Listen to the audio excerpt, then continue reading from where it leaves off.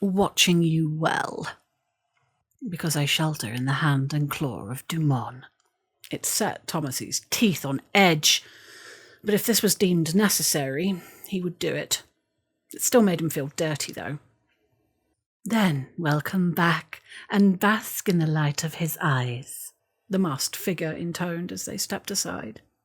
Tomothy entered through the doorway and smiled politely at the others in the room as he sat down and awaited their leader. Welcome, siblings, to this auspicious meeting. I come to you now as the claw of Dumont is raised in the sky, vibrant and pure, to tell you of an opportunity. A soft wave of whispers ran through the room as Tomothy tried to appear excited and unconcerned. This was different. Yes, my siblings, I have been visited by one of the guardians of Dumont. They came to me in the middle of the night and spoke of a task. The figure raised their arms. Tomothy spotted labyrinthine markings as the fabric rode up and made a mental note for later. Yes, a task. We must rid ourselves of the poison in our fields.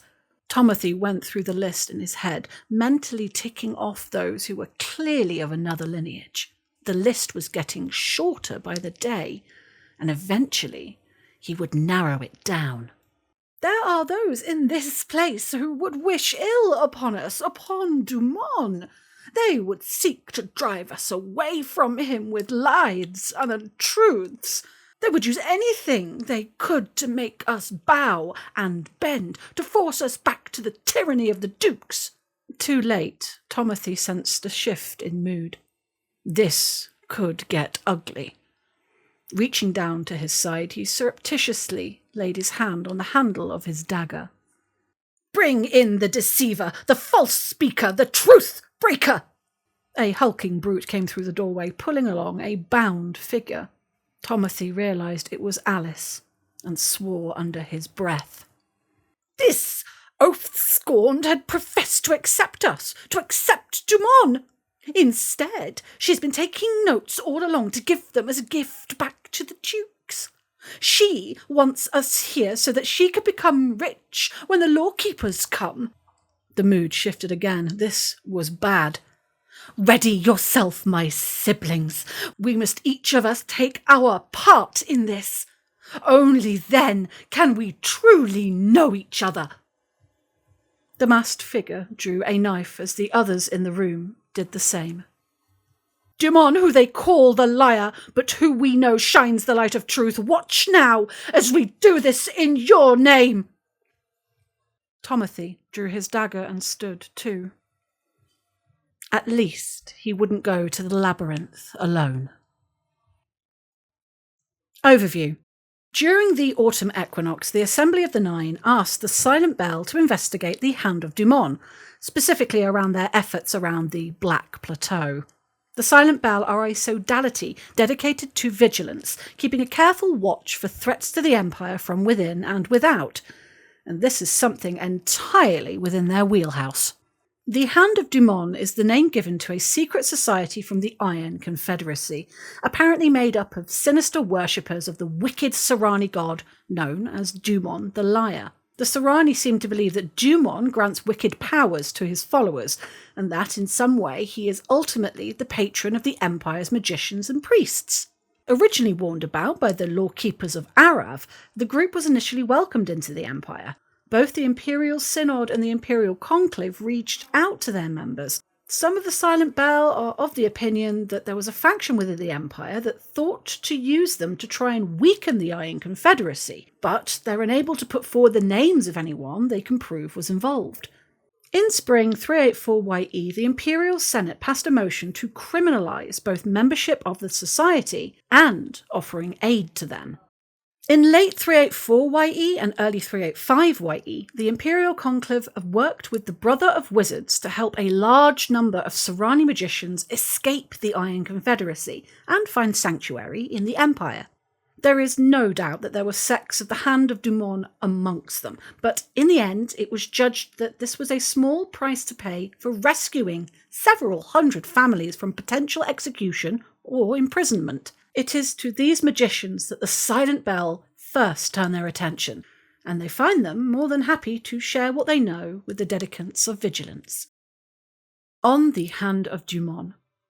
According to the Serrani settlers, the Hand of Dumon are an expansive group, oftentimes referred to as a cult, originally from the Iron Confederacy. There, they're treated as the worst of the worst. The usual sentence when an individual is discovered to be a member is execution by the Lawkeeper Knights. The Hand of Dumon does not only contain magicians, though that is their most common connection. Instead, it's also full of malcontents, agitators, and dissidents with no magical talent. These members are those who wish to see the downfall of the dukes, not so much that their tyranny can be brought to an end, but so that the Hand of Dumon can rule in their stead. They ultimately seek to overturn the social structure of the Confederacy, destroying the temples and using their magical gifts to rule instead of the dukes. There is no particular unity amongst the Hand of Dumon sect, and according to stories, they regularly find themselves working at cross purposes, sometimes intentionally. While some sects might seek unity, others see their fellow Dumonists as rivals for the power they believe belongs only to them. Most sects are organised around a coven, a group of priests who believe their particular mastery of magic comes from the wicked god of lies. There are any number of reasons someone might be motivated to join one of these Hand of Dumon sects, according to the former Serrani wizards. Many are motivated by a sincere belief that they are serving a god who is unfairly maligned, and who wishes to see them gain the power they crave. Others are motivated by hatred of or vengeance against the dukes or their supporters. Still, others feel they have no other choice. This is especially true among magicians who do not have friends or family available to support them. There are even families for whom membership of the Hand is normal. They are following in the footsteps of their ancestors by embracing the dark rites of Dumon. This disparity and disunity led to several rough kinds of Hand of Dumon members. The downtrodden are the most common of the Hand of Dumon, making up the vast majority of members. These are the hedge wizards and the wise folk, the medicine peddlers, able to do slightly too much with meagre supplies. Separated from the rest of the followers of Dumon, they are harmless. They ultimately want to live their lives free from the tyranny of the dukes of the Iron Confederacy. They've joined a cult in order to find a commonality, some form of companionship in a hostile land, and whilst their efforts prop up the rest of the cult, they are likely harmless. Diabolists are the second most common members of the Hand of Dumon. These are the Serrani who genuinely believe that the god Dumon watches over them, grants them power, and protects them from harm. It is the Diabolists whom the average imperial citizen might think of when asked to describe a magician of the Iron Confederacy. Their willingness to curse individuals, settlements, and beyond on the whim of their god is something that even the tamest thresher would look at askance. Opportunists are those self-serving members who benefit most from the others. These are the ones to proclaim they have received divine information on what tasks must be achieved and send others to accomplish them. The individual groups of the Hand of Dumon rarely have leaders, but where they do, it is an opportunist. They are dangerous, not because of their commitment to the cause, though that in itself is undeniable, but because of their willingness to use their allies to achieve their goals. Where a stereotypical diabolist might use someone else's blood as part of a ritual, an opportunist would find a way to convince the diabolist to use their own. And the final category is the aberrants, the rarest and, in the opinion of the Silent Bell, the most dangerous.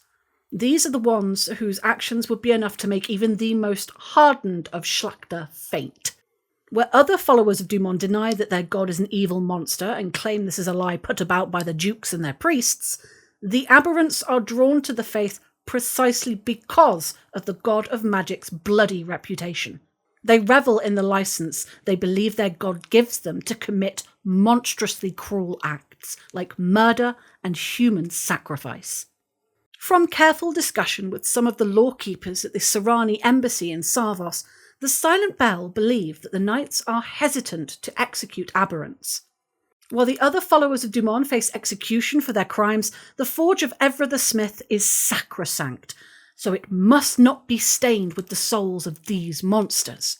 For this reason, the Silent Bell suggests that it is almost certainly the aberrants who make up the most of those rescued by the Children of Rex from Axiom Prison. It is important to stress that none of the actual Hand of Dumont members think of themselves in these terms. These are labels the Silent Bell have used to describe the people in the Hand of Dumont based on what they've been able to learn. Nobody is ever just one thing, and someone who might best be seen as one of the downtrodden could become an opportunist if the right opportunity came along.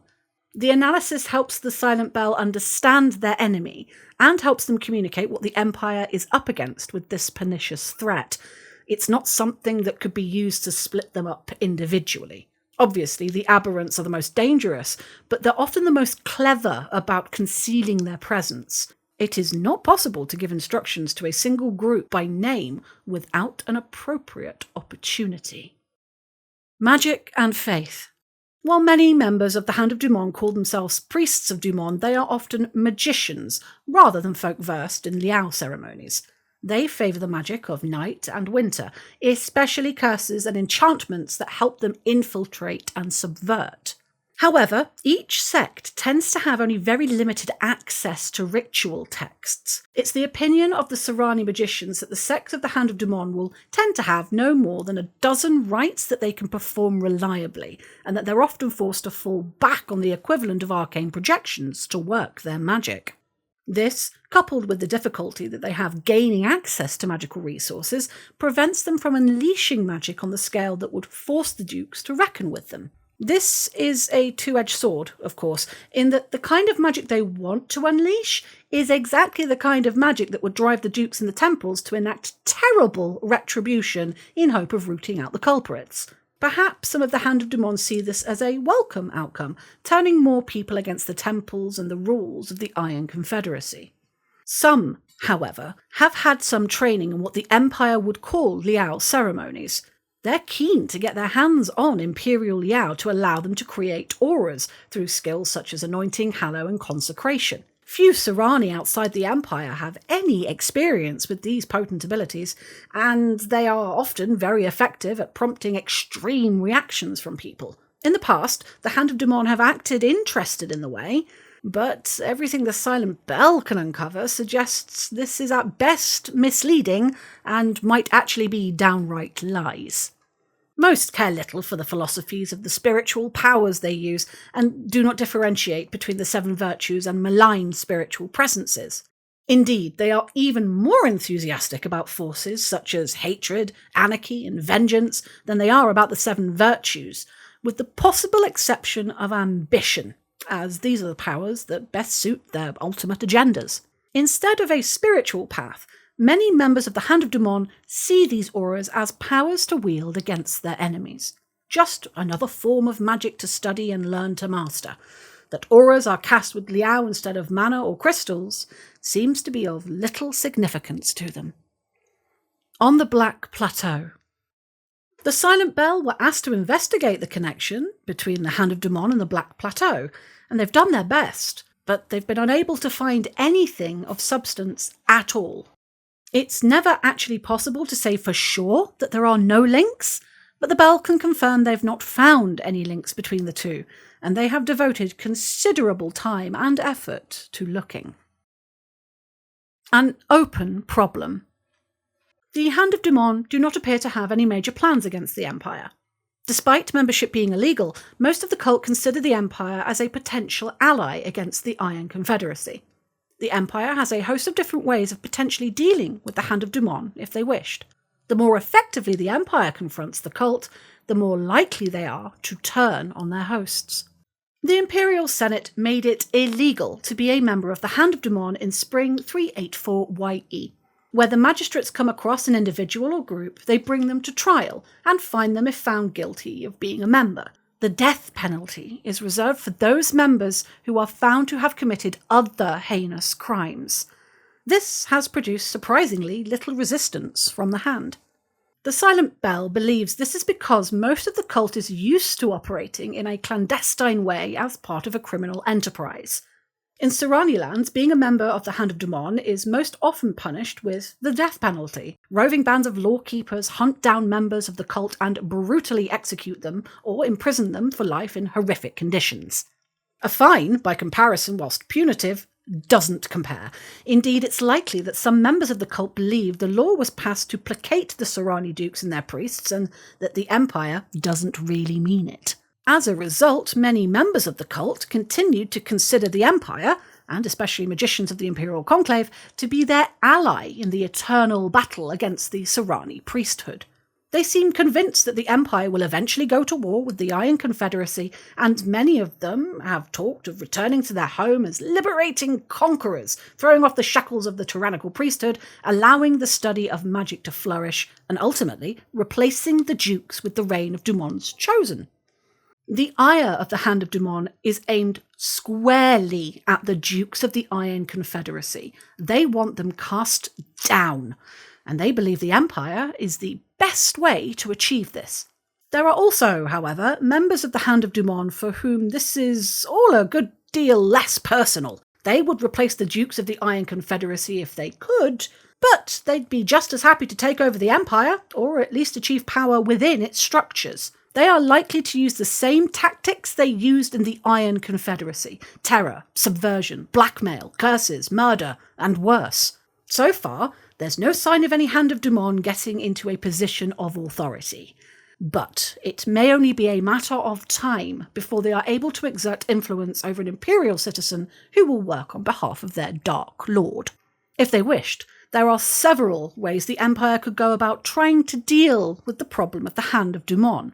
The Senate could request an appraisal to identify the major weak points against the cult. Regardless of appraisal, the Senate could instruct the magistrates to treat membership of the cult as a serious crime, which normally carries the death penalty. They, or the throne, could even declare war on them, which would likely create opportunities to root them out. The General Assembly of the Synod could use a statement of principle to warn citizens to keep watch for suspicious events and potential members of the cult of Dumon, denouncing them and their malign patron. The Imperial Conclave might do something similar, with a suitably worded declaration of concord that identified the Hand as a threat to the Empire, perhaps even stating the intention to declare that any magician found working with them to be a sorcerer. If the status quo were to change, if it became clear that the Empire was now a profoundly hostile environment for the cult, then any members of the Hand of Dumon within the Empire would likely be left with no choice but to fight back. The Silent Bell have managed to uncover information about the Hand of Dumon without much trouble, but if there were active attempts to infiltrate or persecute the cult by any means, then they would try to employ the same methods that saw them exiled from Serani lands. If they were able to access the resources, they would likely employ widespread territory curses and carry out attacks on travellers or isolated communities looking to kidnap or ransom important people. They would begin to foment dissidents wherever they could and actively seek to recruit dissatisfied Imperial magicians. After all, once the Empire turns fully against them, they have little left to lose.